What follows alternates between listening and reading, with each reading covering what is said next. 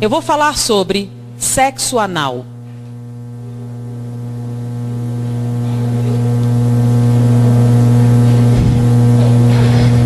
O que vai responder muitas outras perguntas, né? Sexo anal é normal? É um sexo biologicamente viável? Todo mundo devia experimentar? É natural para todo mundo? É bastante prazeroso se você fizer direito? Vocês vão ver isso escrito em todas as revistas. Eu fui numa banca, peguei todas as revistas. Todas diziam a mesma coisa. Prática normal, bastante satisfatória, todo mundo devia experimentar, tem uma forma correta de fazer, tudo isso. Todos os sites pornográficos têm contos pornográficos de que essa é uma experiência extraordinária.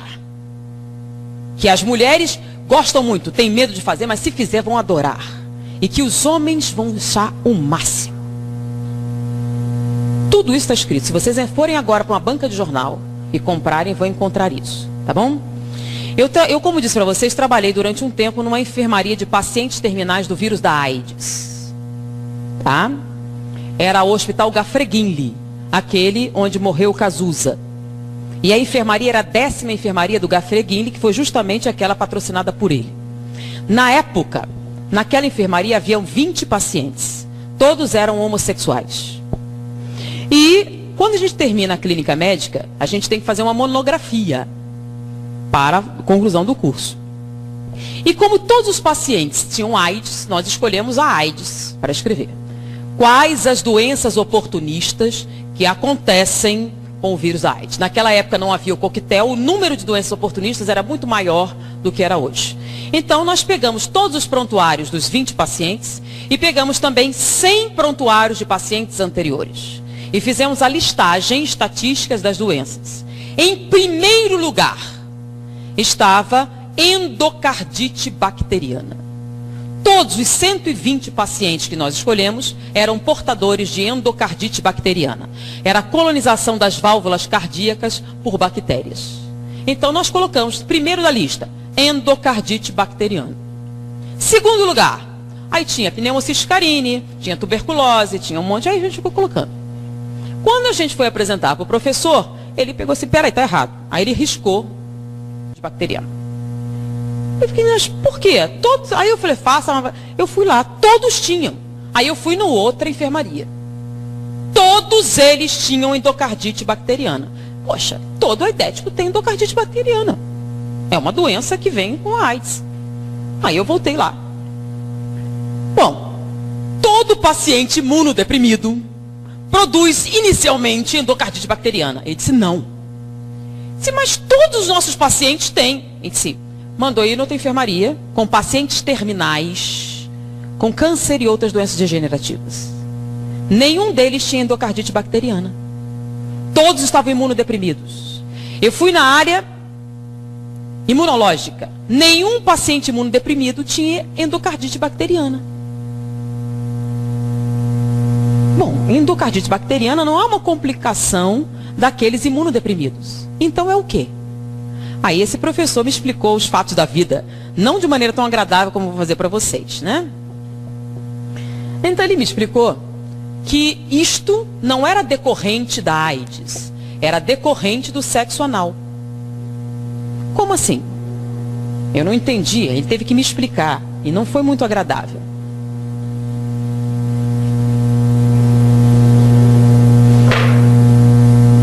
Essa aqui é a vagina feminina, o útero, o ovário. Aqui é o aparelho digestório. Boca, esôfago, estômago, intestino delgado, intestino grosso. Reto e esfíncter. Tá? A única coisa que eles têm em comum é serem cavidades. Tá bom? Então essa cavidade aqui faz parte da função sexual. É um órgão sexual. Ele foi criado para quê? Para o ato sexual. Ele foi projetado para isso. Isso aqui faz parte do aparelho digestivo ou digestório. Ele foi projetado com o objetivo de absorção de alimentos. Ele não foi projetado como objeto sexual. Então, quando eu fiz aqui o aumento, o que é que vocês encontraram?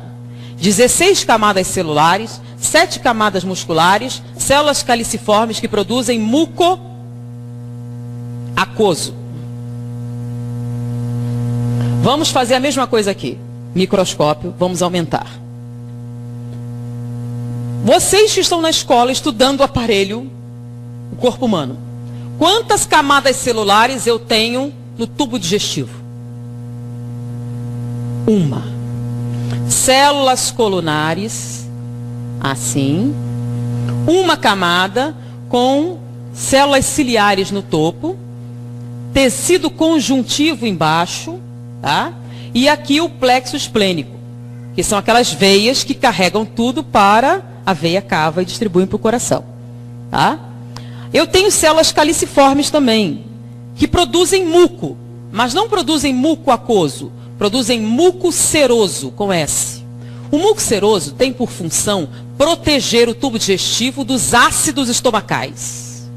Quando você faz autópsia, você tem que usar todo um aparato para que você não tenha queimaduras graves com os ácidos estomacais. Se você enfiar seu braço sem proteção no estômago de um cadáver recente, você vai perdê-lo. As queimaduras serão muito intensas. Porque, lembram que o que acontece com um bife mastigado no estômago? Vira líquido. É ácido. E bife é carne.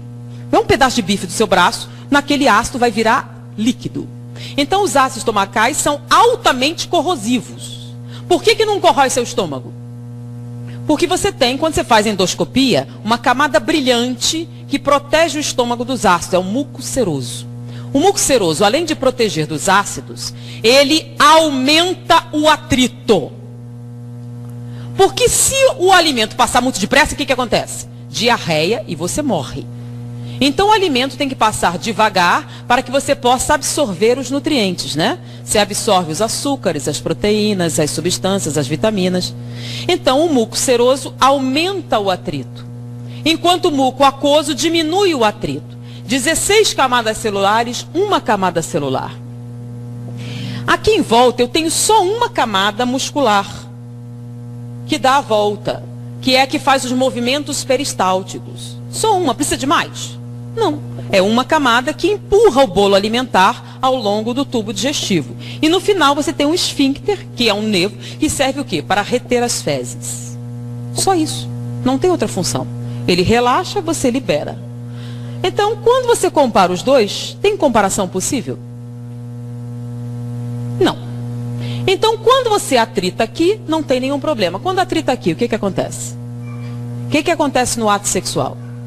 Atrito. Intenso. Quando você atrita, se você for fazer uma cirurgia e correr o risco de abrir o intestino, qual a preparação pré-operatória? Vocês não são tudo criancinha, né? Tem uma noção. Você não pode entrar na internet. Você vai tomar um comprimido laxante para eliminar o máximo de fezes. Você vai tomar antibióticos para matar as bactérias. Você vai fazer uma lavagem intestinal até a água sair limpa. E a última lavagem é com antibióticos. Porque se cortar e essas bactérias entrarem com o meio interno, você vai morrer de septicemia. Então eles vão limpar tudo. Durante o sexo anal, você faz lavagem intestinal antes? Não. Então é um ambiente altamente contaminado. Quando você fizer atrito, só tem uma camada celular. Você vai romper e vai sangrar. Com a ruptura e o sangramento, o que você vai jogar aqui? As bactérias presentes nessa luz, que são Escherichia coli, se você tiver sorte. E outras mais patogênicas, se você não tiver. Em volta daqui, nós temos linfonodos. São aqueles famosos da AIDS, né? Esses linfonodos, quando vêm essas bactérias, aumentam de tamanho. Aí você começa a ter uma granulação. Daí a incidência maior durante daqueles que têm hemorroidas, crescimento e dilatação de muitas veias da região e dificuldades gerais nessa musculatura.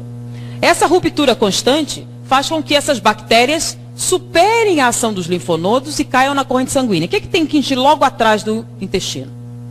O intestino absorve os nutrientes, certo? E depois você tem que espalhar ele para o corpo. Então o plexo esplênico cai aonde? Veia cava. E a veia cava vai para onde? Direto para o coração. Então essas bactérias das fezes caem no coração e colonizam as válvulas cardíacas, provocando endocardite bacteriana. Então não é AIDS que provoca endocardite bacteriana, é a prática do sexo anal. Isso só acontece com homossexuais? Não, com heterossexuais também, que pratiquem o sexo anal, a probabilidade de endocardite bacteriana se torna proporcionalmente aumentada de acordo com o nível de prática. Com os homossexuais a incidência é maior porque é a única prática sexual, tá? Então a incidência é bem maior. Por isso todos os pacientes homossexuais tenham endocardite bacteriana. Com a AIDS a endocardite evoluía para pericardite e nós tínhamos que fazer punção pericárdia, tirar o líquido inflamatório do coração. Senão eles morreriam por asfixia, por contrição cardíaca. Além disso, é muito comum a insuficiência cardíaca entre homossexuais mais idosos, que a incidência chega a 68%, diferente da população normal, que é de 8%. Além disso, essa lesão constante provoca alteração da morfologia dessas células, provocando displasia. Displasia rima com neoplasia. A incidência de câncer retal na população é de 3 a 4%. Entre os homossexuais chega a 32%. Então há uma relação direta com a prática do sexo anal e com a incidência de câncer retal. Além disso, a mulher não tem terminais nervosos de sensibilidade nesta área. Então ela não sente absolutamente nada com a prática do sexo anal, a não ser o sofrimento físico, a dor, a não ser que ela compre anestésicos, que são medicações inibitórias da sensibilidade para a prática do sexo anal, e compre lubrificantes artificiais para neutralizar o muco seroso e permitir que esse acesso faça com mínimas lesões. Então, sem lubrificantes artificiais, sem anestésicos para limitar a dor, é uma prática dolorosa, humilhante, violadora. Sendo que ela tem um órgão próprio para isso. Por que um homem teria que submetê-la a esse tipo de atividade se não fosse por sadismo? É o prazer em infligir dor. Porque ele aprendeu nos contos pornográficos que se você tratar ela com a brutalidade necessária, você conseguirá que ela tenha prazer. No homossexual, existe até pelo menos uma desculpa. Aqui, encostado, nós temos a próstata. Tanto que o exame de próstata é retal. A próstata se encosta aqui, mas vamos fazer um aumento aqui.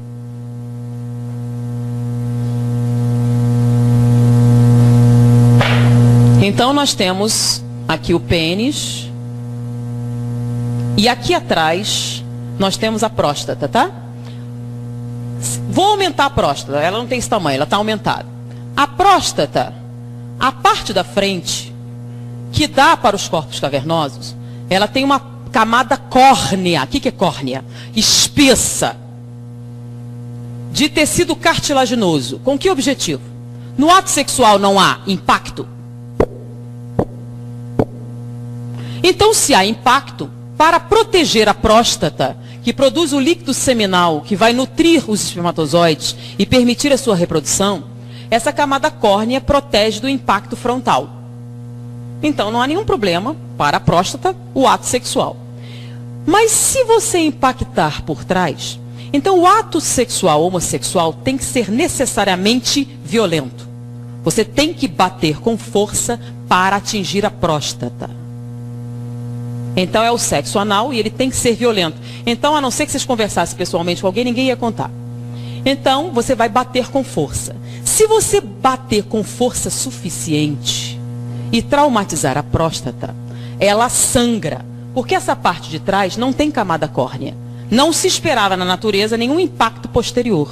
Está protegido pela espinha e pelo intestino. Você bate com força, traumatiza a próstata, ela sangra. Quando ela sangra, produz células inflamatórias. Ela incha. Se ela inchar e você bater com força suficiente, você vai atingir esse feixe nervoso aqui, que dá origem, que está ligado aos corpos cavernosos. Você pode provocar uma ereção. Se você continuar batendo com força suficiente e inchá-la o suficiente, ela pode sensibilizar os corpos cavernosos e você pode até ter, lá pela quarta ou quinta experiência, uma ejaculação.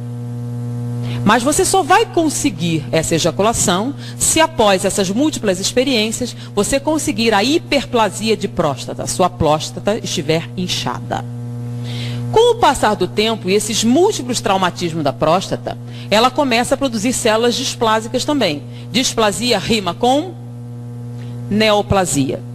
O índice de câncer de próstata na população é grande, até porque não se fazem os exames correspondentes. E existem outras motivações. Então, está alto. Hoje em dia, eles têm chegado a 18%, 20%. Entre os homossexuais é de 68%. Por quê? Porque a prática sexual que eles utilizam pressupõe o câncer de próstata.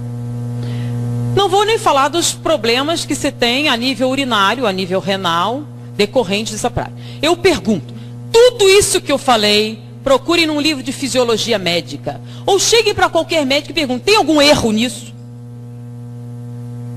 Alguma dessa estrutura anatômica está errada, ou equivocada, ou transtornada?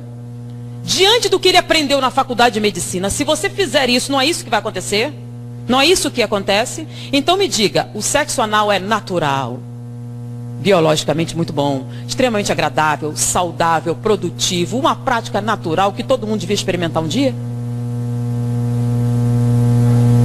Mas é o que está escrito na literatura. Baseado em que eles dizem essas coisas? Baseado nos contos pornográficos. Baseados nos objetivos de quê?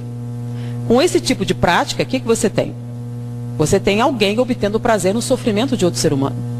Você pode até se submeter. E muitos se submetem. Inclusive, nós trabalhamos no Instituto Médico Legal há um tempo. Nosso professor era diretor do Instituto Médico Legal. E naquela época não havia o divórcio. Você, para conseguir a separação judicial, você tinha uma medida cautelar. Se você provasse maus tratos, você conseguia isso facilmente. Então, muitas mulheres chegavam falando sobre o abuso. Muitas delas iam preferir o sexo anal, porque nessa situação, como ele queria que ela fizesse isso, e já era um sofrimento, ele era menos brutal. No sexo normal era tão brutalizante, que ela preferia esse, que já doía só pela coisa, então eles batiam menos. Então, diante disso aqui, que as pessoas dizem ser natural, pensem um pouquinho a respeito do que vocês leem, do que vocês escutam, do que dizem na malhação, nas novelas. Tá? E o engraçado é alguns ginecologistas dizerem que o sexo... Eu queria pegar um debate, eu nunca tive a chance de pegar alguém que dissesse, só para eu poder perguntar para ele se ele tinha estudado anatomia e perguntar isso. Eu queria saber como é que ele ia responder. Tá? Então eu sugiro, façam uma pesquisa para ver se essa anatomia que eu falei está correta. Essa análise comparativa para ver se tem razão. E façam essa análise. E me digam se é uma prática saudável. Tá bom? E eu acho que depois disso, muitas perguntas que poderiam sair já são respondidas. Pensem um pouquinho mais. Pensem nas consequências. Pensem no futuro. Pensem no que vocês precisam realmente para serem felizes. E diante disso, vamos orar mais. Pedir inspiração, suavizar nossos sentimentos e principalmente não fazer aos outros o que não gostariam que fizessem a você, uma máxima muito importante em nossa vida. Principalmente vocês que são jovens. Vocês têm a oportunidade de ter essa informação. Dividam com seus amigos, dividam com seus pais, dividam com outras pessoas. A partir de hoje, vocês sabem muito mais do que a média dos outros jovens. Foi um prazer estar com vocês. Até a próxima oportunidade.